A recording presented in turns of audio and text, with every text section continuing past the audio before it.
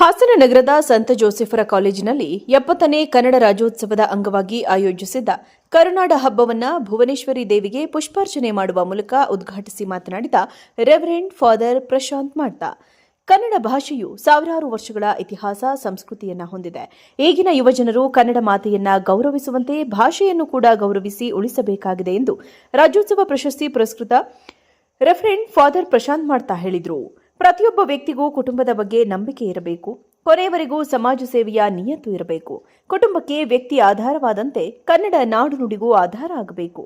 ಕನ್ನಡ ಭಾಷೆ, ನೆಲ, ಜಲ, ಸಂಸ್ಕೃತಿಯನ್ನ ಸಾಮರಸ್ಯದಿಂದ ಉಳಿಸಿ ಬೆಳೆಸಬೇಕು ಎಂದು ತಿಳಿಸಿದರು.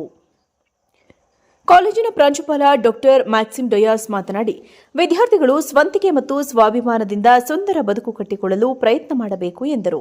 ಅಧ್ಯಕ್ಷತೆ ವಹಿಸಿದ್ದ ಸಂಸ್ಥೆಯ ಮುಖ್ಯಸ್ಥೆ ರೆವರೆಂಡ್ ಫಾದರ್ ಲಿಯೋ ಫೆರೇರಾ ಮಾತನಾಡಿ, ಕನ್ನಡ ಭಾಷೆ ಜಗತ್ತಿನ ಪ್ರಾಚೀನ ಭಾಷೆಗಳಲ್ಲಿ ಒಂದು. ಹಲವು ಭಾಷೆಗಳ ಒಡನಾಟದಿಂದ ಇಂದು ಶಾಸ್ತ್ರೀಯ ಭಾಷೆಯ ಸ್ಥಾನಮಾನ ಗಳಿಸಿದೆ. ಕನ್ನಡ ನಾಡಿನ ಜನರು ಸರ್ವ ಜನಾಂಗದ ಶಾಂತಿಯ ತೋಟದಂತೆ ಬದುಕುತ್ತಿರುವುದು ವಿಶೇಷ ಎಂದು ತಿಳಿಸಿದರು. ಕಾರ್ಯಕ್ರಮದ ಸಂಚಾಲಕ ಕನ್ನಡ ವಿಭಾಗದ ಮುಖ್ಯಸ್ಥ ಡಿಬಿ ರಂಗೇಗೌಡ ಮಾತನಾಡಿದರು. ಕರುನಾಡ ಹಬ್ಬದಲ್ಲಿ ಕರ್ನಾಟಕ ಇತಿಹಾಸ, ಸಂಸ್ಕೃತಿ ಬಿಂಬಿಸುವ ಗಾಯನ, ಪ್ರಬಂಧ, ಚಿತ್ರಕಲೆ, ಕಿರು ವಿಡಿಯೋ ತಯಾರಿಕೆ ಮತ್ತು ನೃತ್ಯ ಸಂಗಮ ಸ್ಪರ್ಧೆ ಏರ್ಪಡಿಸಲಾಗಿತ್ತು. ಕನ್ನಡ ಪದನಿಧಿ ರಚನೆಕಾರ, ನಿಘಂಟು ತಜ್ಞೆ ರೆವರೆಂಡ್ ಫಾದರ್ ಪ್ರಶಾಂತ್ ಮಾಡ್ತಾ ಅವರನ್ನ ಬಿಕಾಟಿಹಳ್ಳಿ ಗ್ರಾಮದಿಂದ ಅರಸೀಕೆರೆ ಮುಖ್ಯ ರಸ್ತೆಯವರೆಗೆ ವೀರಗಾಸೆ, ಚಿಟ್ಟಿಮೇಳ, ವಾದ್ಯ ಇನ್ನಿತರ ವಿವಿಧ ಕಲಾ ತಂಡಗಳು ಮತ್ತು ಶಾಲಾ ಕಾಲೇಜು ವಿದ್ಯಾರ್ಥಿಗಳೊಂದಿಗೆ ಮೆರವಣಿಗೆ ಮಾಡಲಾಯಿತು.